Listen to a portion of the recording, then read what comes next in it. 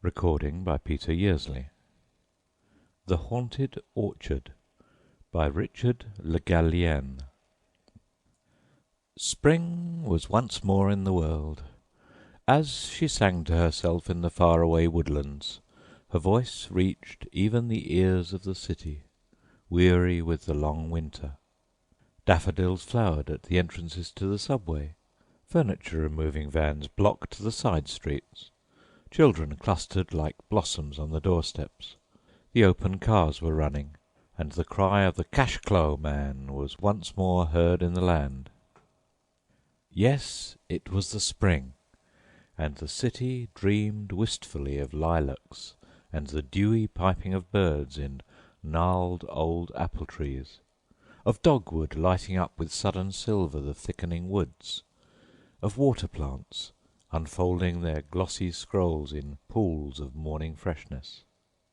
On Sunday mornings the outbound trains were thronged with eager pilgrims hastening out of the city to behold once more the ancient marvel of the spring, and on Sunday evenings the railway termini were aflower with banners of blossom from rifled woodland and orchard, carried in the hands of the returning pilgrims, whose eyes still shone with the spring magic, in whose ears still sang the fairy music. And as I beheld these signs of the vernal equinox, I knew that I, too, must follow the music, forsake awhile the beautiful siren we call the city, and in the green silences meet once more my sweetheart, Solitude. As the train drew out of the Grand Central, I hummed to myself, "I've a neater, sweeter maiden in a greener, cleaner land." And so I said good-bye to the city, and went forth with beating heart to meet the spring. I had been told of an almost forgotten corner on the south coast of Connecticut, where the spring and I could live in an inviolate loneliness, a place uninhabited save by birds and blossoms, woods and thick grass, and an occasional silent farmer, and pervaded by the breath and shimmer of the sound. Nor had rumour lied, for when the train set me down at my destination, I stepped out into the most wonderful green hush, a leafy Sabbath silence through which the very train, as it went farther on its way, seemed to steal as noiselessly as possible for fear of breaking the spell. After a winter in the town, to be dropped thus suddenly into the intense quiet of the countryside makes an almost ghostly impression upon one, as of an enchanted silence, a silence that listens and watches but never speaks, finger on lip. There is a spectral quality about everything upon which the eye falls. The woods like great green clouds, the wayside flowers, the still farmhouses, half lost in orchard bloom, all seem to exist in a dream. Everything is so still, everything so supernaturally green. Nothing moves or talks, except the gentle susurrus of the spring wind, swaying the young buds high up in the quiet sky, or a bird now and again, or a little brook singing softly to itself among the crowding rushes. Though from the houses one notes here and there are evidently human inhabitants of this green silence, none are to be seen. I have often wondered where the country folk hide themselves, as I have walked hour after hour past farm and croft and lonely dooryards, and never caught sight of a human face. If you should want to ask the way, a farmer is as shy as a squirrel, and if you knock at a farmhouse door, all is as silent as a rabbit warren. As I walked along in the enchanted stillness, I came at length to a quaint old farmhouse, old colonial in its architecture, embowered in white lilacs, and surrounded by an orchard of ancient apple trees which cast a rich shade on the deep spring grass. The orchard had the impressiveness of those old religious groves dedicated to the strange worship of sylvan gods, gods to be found now only in Horace or Catullus, and in the hearts of young poets to whom the beautiful antique Latin is still dear. The old house seemed already the abode of solitude. As I lifted the latch of the white gate and walked across the forgotten grass and up onto the veranda already festooned with wisteria, and looked into the window, I saw Solitude sitting by an old piano on which no composer later than Bach had ever been played. In other words, the house was empty, and going round to the back, where old barns and stables leaned together as if falling asleep, I found a broken pane, and so climbed in and walked through the echoing rooms. The house was very lonely. Evidently no one had lived in it for a long time, yet it was all ready for some occupant for whom it seemed to be waiting. Quaint old four-poster bedsteads stood in 3 rooms, dimity curtains and spotless linen, old oak chests and mahogany presses, and opening drawers in Chippendale sideboards, I came upon beautiful frail old silver and exquisite china that set me thinking of a beautiful grandmother of mine, made out of old lace and laughing wrinkles and mischievous old blue eyes. There was one little room that particularly interested me, a tiny bedroom all white, and at the window the red roses were already in bud. But what caught my eye with peculiar sympathy was a small bookcase, in which were some 20 or 30 volumes, wearing the same forgotten expression, forgotten and yet cared for, which lay like a kind of memorial charm upon everything in the old house. Yes, everything seemed forgotten, and yet everything, curiously, even religiously, remembered. I took out book after book from the shelves. Once or twice flowers fell out from the pages, and I caught sight of a delicate handwriting here and there, and frail markings. It was evidently the little intimate library of a young girl. What surprised me most was to find that quite half the books were in French poets and French romancers, a charming, very rare edition of Ronsard, a beautifully printed edition of Alfred de Musset, and a copy of Théophile Gautier's Mamselle de Maupin. How did these exotic books come to be there alone in a deserted New England farmhouse? This question was to be answered later in a strange way. Meanwhile I had fallen in love with the sad, old, silent place, and as I closed the white gate and was once more on the road, I looked about for someone who could tell me whether or not this house of ghosts might be rented for the summer by a comparatively living man. I was referred to a fine old New England farmhouse, shining white through the trees 1/4 of a mile away. There I met an ancient couple, a typical New England farmer and his wife. The old man, lean, chin-bearded, with keen grey eyes flickering occasionally with a shrewd humour.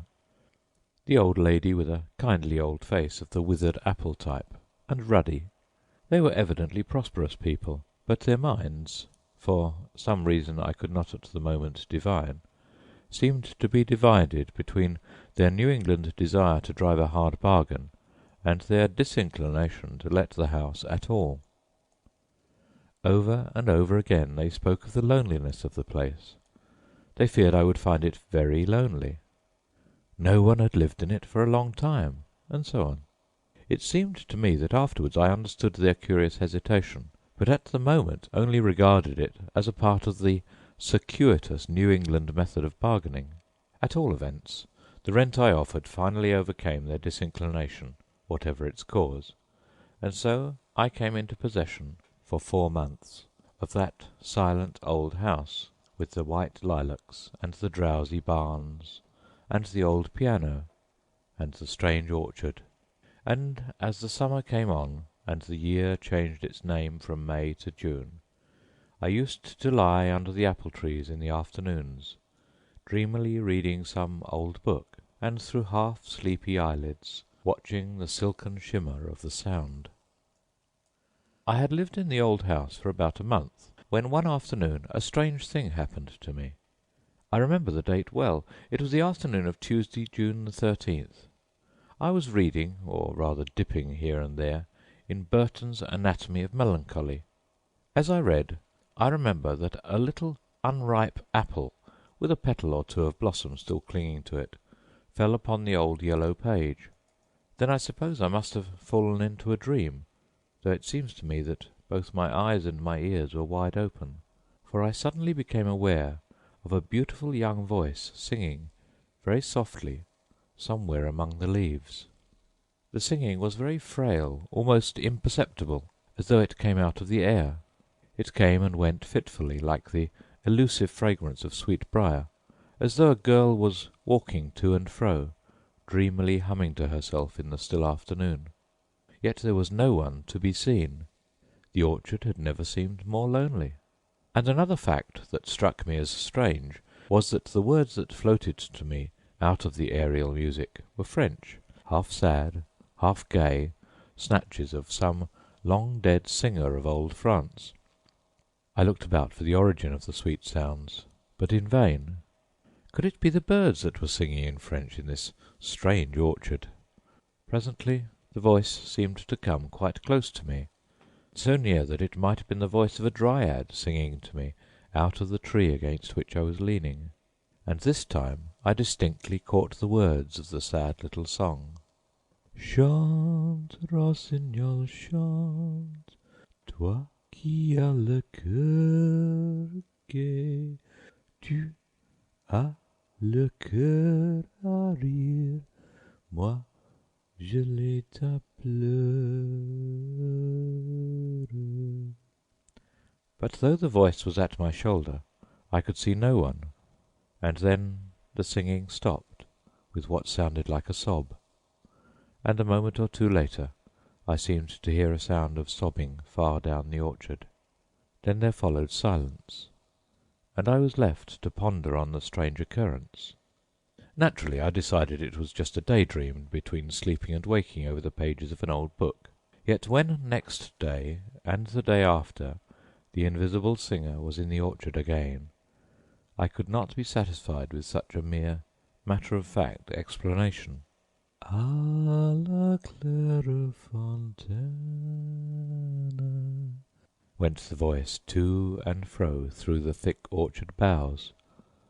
Mon allant promener, j'ai trouvé l'eau si belle que je m'y suis baigné.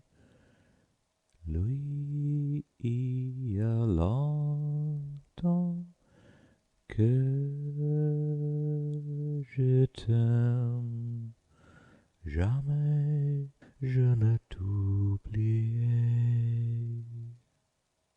It was certainly uncanny to hear that voice going to and fro the orchard, there somewhere amid the bright sun-dazzled boughs, yet not a human creature to be seen, not another house even within half a mile. The most materialistic mind could hardly but conclude that here was something not dreamed of in our philosophy. It seemed to me that the only reasonable explanation was the entirely irrational one that my orchard was haunted by some beautiful young spirit, with some sorrow of lost joy that would not let her sleep quietly in her grave. And next day I had a curious confirmation of my theory. Once more I was lying under my favourite apple tree, half reading and half watching the sound, lulled into a dream by the whir of insects and the spices called up from the earth by the hot sun. As I bent over the page, I suddenly had the startling impression that someone was leaning over my shoulder and reading with me, and that a girl's long hair was falling over me down onto the page. The book was the Ronsard I had found in the little bedroom. I turned, but again there was nothing there. Yet this time I knew that I had not been dreaming, and I cried out, "Poor child, tell me of your grief. that I may help your sorrowing heart to rest." But of course there was no answer. Yet that night I dreamed a strange dream. I thought I was in the orchard again in the afternoon, and once again heard the strange singing, but this time, as I looked up, the singer was no longer invisible. Coming toward me was a young girl with wonderful blue eyes filled with tears, and gold hair that fell to her waist. She wore a straight white robe that might have been a shroud or a bridal dress. She appeared not to see me, though she came directly to the tree where I was sitting, and there she knelt and buried her face in the grass, and sobbed as if her heart would break. Her long hair fell over her like a mantle, and in my dream I stroked it pityingly, and murmured words of comfort for a sorrow I did not understand.